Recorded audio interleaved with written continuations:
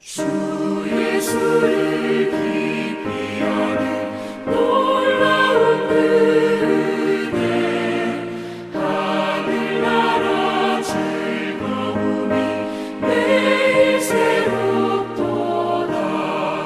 찬송하세 주의 보혈, 그 샘에 지금 나가 죄의 깊이 빠지니 그 피로 씻어 맑히네.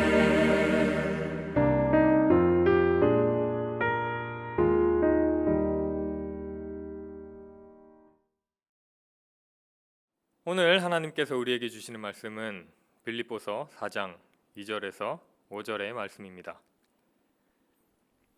내가 유오디아를 권하고 순두개를 권하노니 주 안에서 같은 마음을 품으라.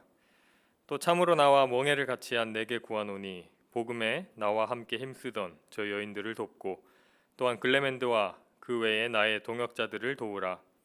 그 이름들이 생명책에 있느니라. 주 안에서 항상 기뻐하라. 내가 다시 말하노니 기뻐하라. 너희 관용을 모든 사람에게 알게 하라. 주께서 가까우시니라. 아멘.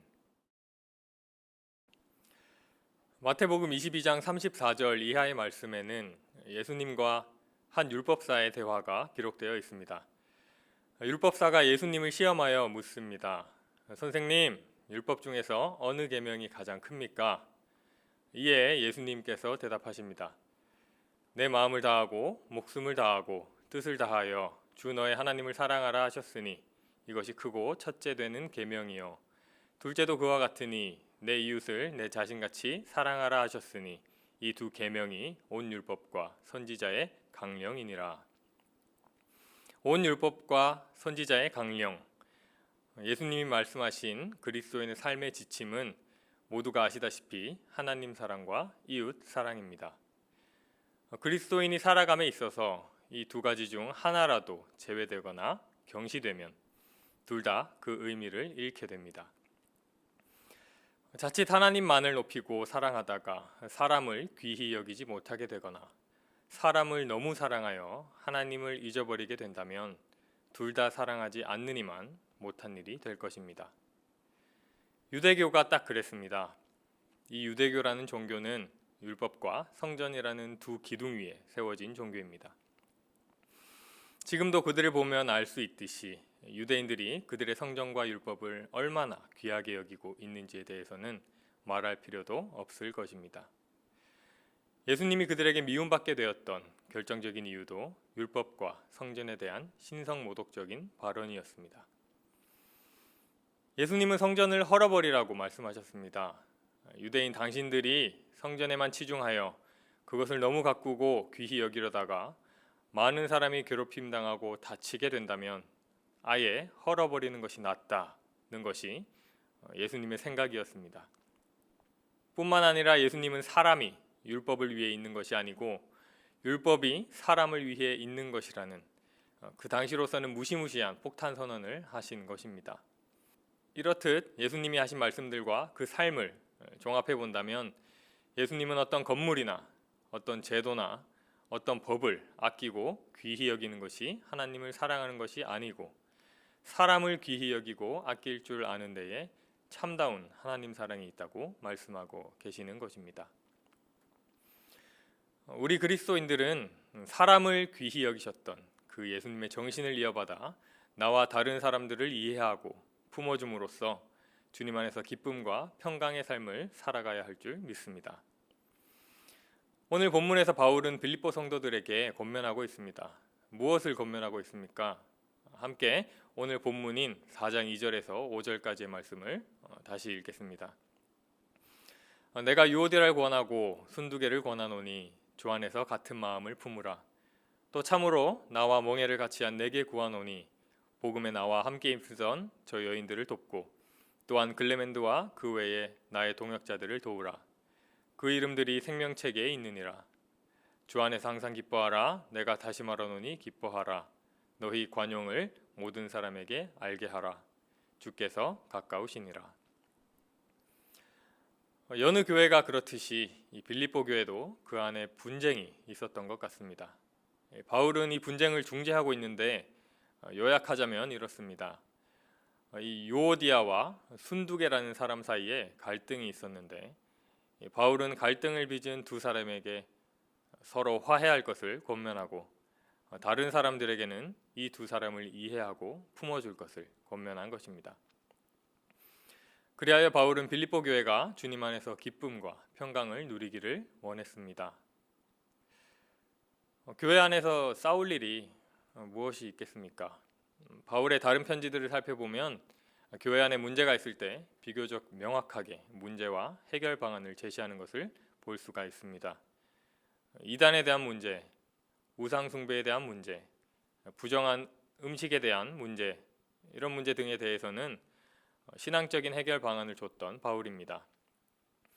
하지만 오늘 빌립보 교회의 분쟁에 대해서는 다른 언급 없이 주 안에서 같은 마음을 품으라고 권면하는 것으로 보아 유오디아와 순두계 사이의 갈등은 앞서 말씀드린 것과 같은 어떤 무거운 문제가 아니라 오늘날의 여느 교회처럼 서로 다름을 이해하지 못한 사람들 사이의 감정적인 싸움이었던 것 같습니다.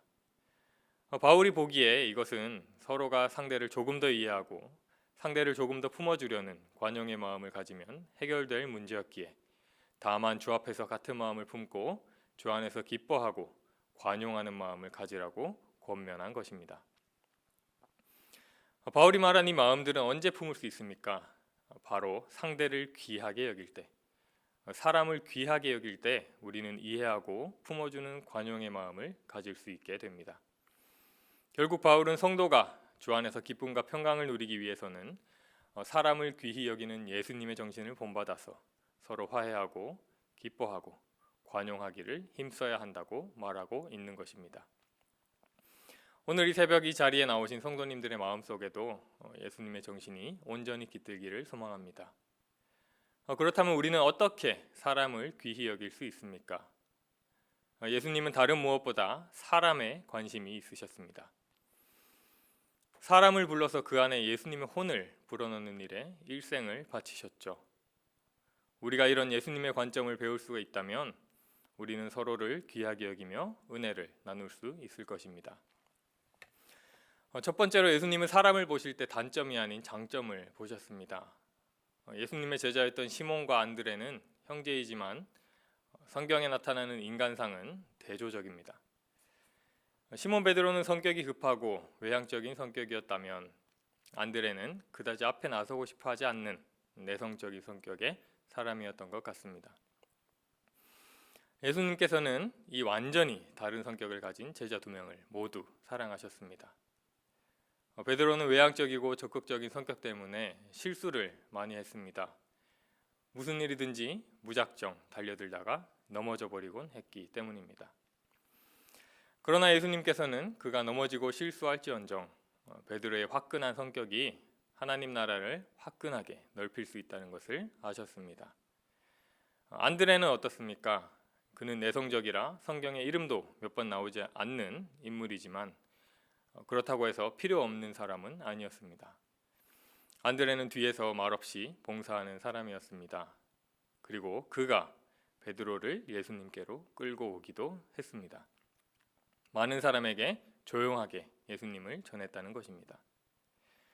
주님께서는 화끈하면 화끈한 대로, 얌전하면 얌전한 대로 우리를 사랑해 주십니다. 사랑은 무엇입니까?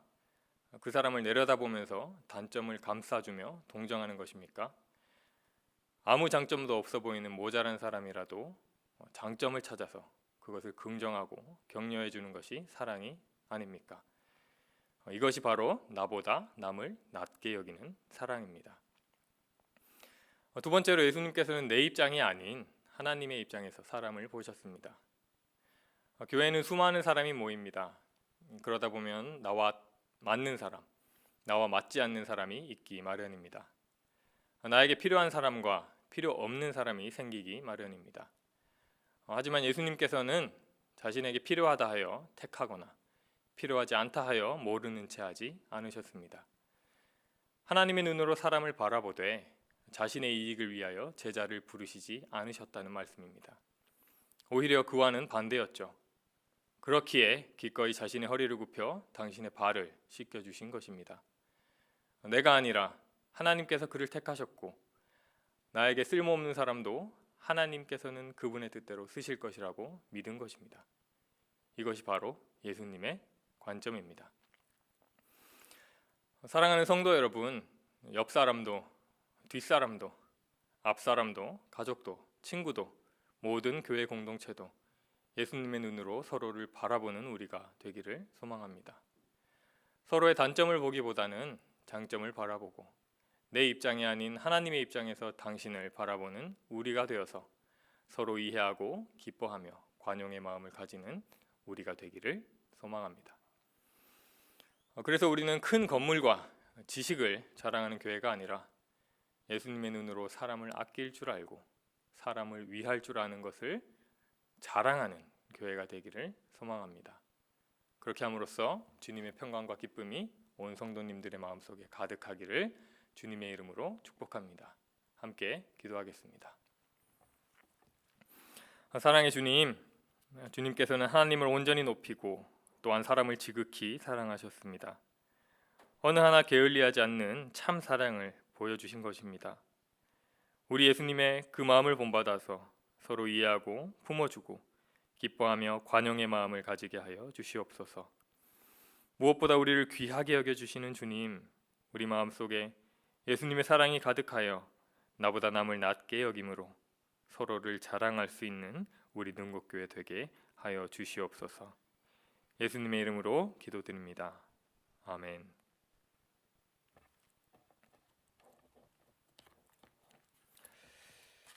함께 주기도문 하시겠습니다. 하늘에 계신 우리 아버지, 아버지의 이름을 거룩하게 하시며 아버지의 나라가 오게 하시며 아버지의 뜻이 하늘에서와 같이 땅에서도 이루어지게 하소서. 오늘 우리에게 일용할 양식을 주시고 우리가 우리에게 잘못한 사람을 용서하여 준 것 같이 우리 죄를 용서하여 주시고 우리를 시험에 빠지지 않게 하시고 악에서 구하소서. 나라와 권능과 영광이 영원히 아버지의 것입니다. 아멘.